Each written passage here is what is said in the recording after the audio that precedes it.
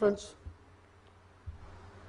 Actually, before coming to the actual topic, that's issue, challenges and opportunity in context of the J&K, which are being discussed by the various dignitaries in one shape or another. Since yesterday, I would like to just mention the resources, infrastructure available with NIC J&K, which we are giving the various services to the government of Jammu and Kashmir, and various e-governance projects implemented by the NIC J&K for government of Jammu and Kashmir. So we have our state center at Civil Sector Jammu.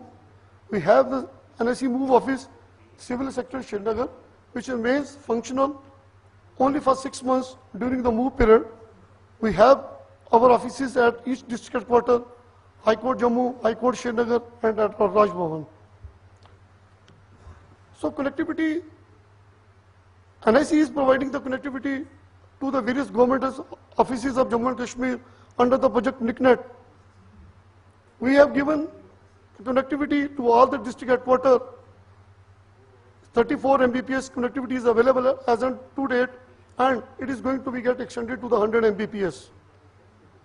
The remote districts like the Poonch, Kargil and Doda are also connected through the VSAT based connectivity.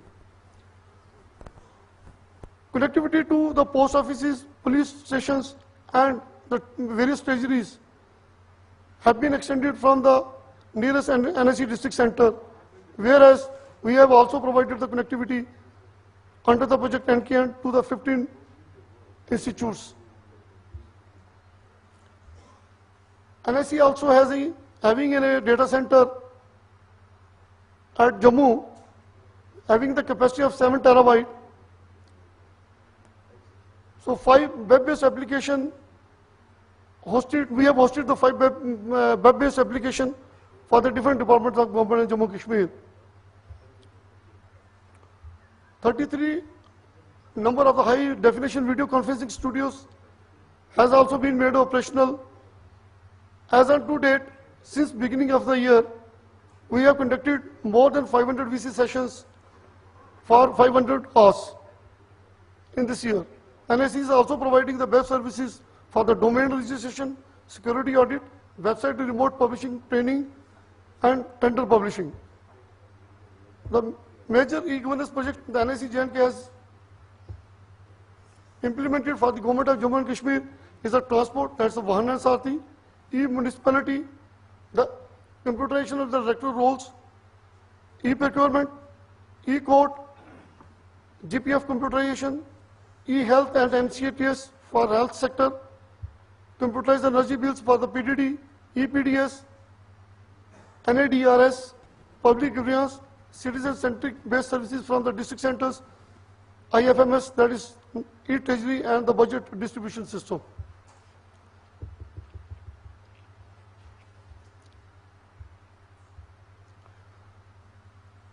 I'm coming to the actual topic, that's called issues and challenges being faced. This is in context of the J&K. So, as rightly pointed out from since morning, the e-governance is not the only or even the primarily a technological project. In my view, the primary challenges and the issues are how should we engage the user or beneficiary in service participation, public delivery, how can we incentivize the government servant to engage in service innovation and process change, how we can bridge the gap between online services availability and observation capacity of the user, how can we encourage coordination and collaboration among the public agencies to share the information and infrastructure across the government. These are the various issues. That's called building capacity for smooth implementation, the management of the complete project life cycle, the project sustainability, the localization of contents, citizen awareness. In the public participation, actually the educating user is one of the most critical issues that need to be considered and addressed during all the phases of the design and the implementation of the e-governance services for citizens. There is also need for the policy to motivate the citizen and make them to passionate to use e-services, as majority think this is to be a liability. All the departments should have the web portal having forms, policy, forums, FAQ, and performance reporting system. This web portal needs to be sufficiently equipped with tools like bulletin boards, feedback. The other obstacles are the geographical distances. In case of JNK, the lack of the skilled, trained human resources, and the lack of ICT penetration in remote areas.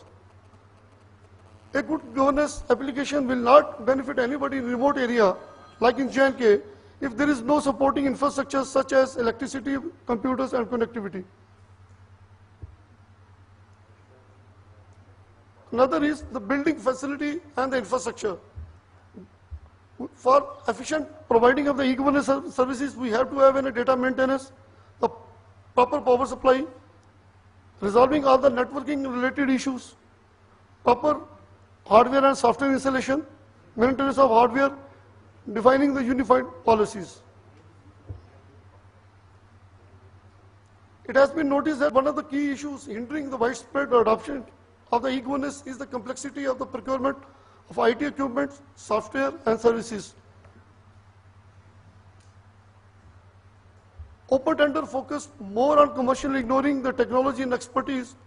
Many times, technically superior solutions are rejected because of being more expensive in an open tender environment. There is a need for the additional e-governance act because e-governance projects require a different procurement policy as it is the services which matter more. Again, in the context of the J&K, what we have observed, the regular transfer policy of the government is highly damaging for a proper rollout of the e-governance systems. There is a need to have a clear policy on the continuity of the personnel involved with IT so that systems get implemented fast before they get obsolete.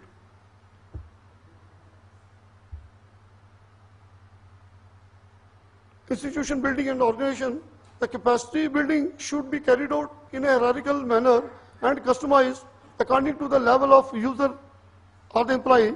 There is also need to address the inter-department issues as they may be detrimental to the success of any project.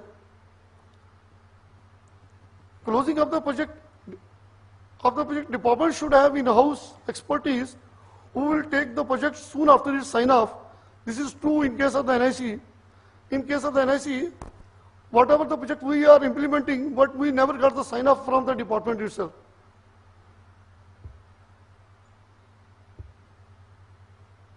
Connectivity.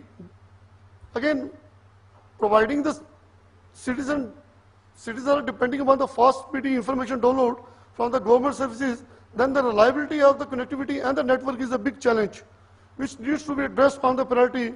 In J&K, the BSNL is the only department who's providing the connectivity, which is not the reliable one. And all of the service players, they are having one way or another way, they are also dependent on the BSNL itself. Moreover, the low internet penetration, especially in the rural population, stop them from reaping the benefits of the e-governance. Enhancing technology penetration is the last mile in governance is a major priority. These are the key issues and the challenges which we are facing, but the opportunity in case of the J&K is high literacy rate in youth, especially women in J&K. Unsaturated market, providing a large play fields for the IT industry, opportunity of the learning from the experiences of the other states like Haryana, Himachal and Gujarat. This is what the Chief Minister has pointed out yesterday. Prevalent peaceful atmosphere after nearly 2 decades of the turmoil in J&K has created a conducive environment for the investment in ICT projects. Last but not the least, the much greater awareness and the interest towards adopting the ICT culture in government's department across the board.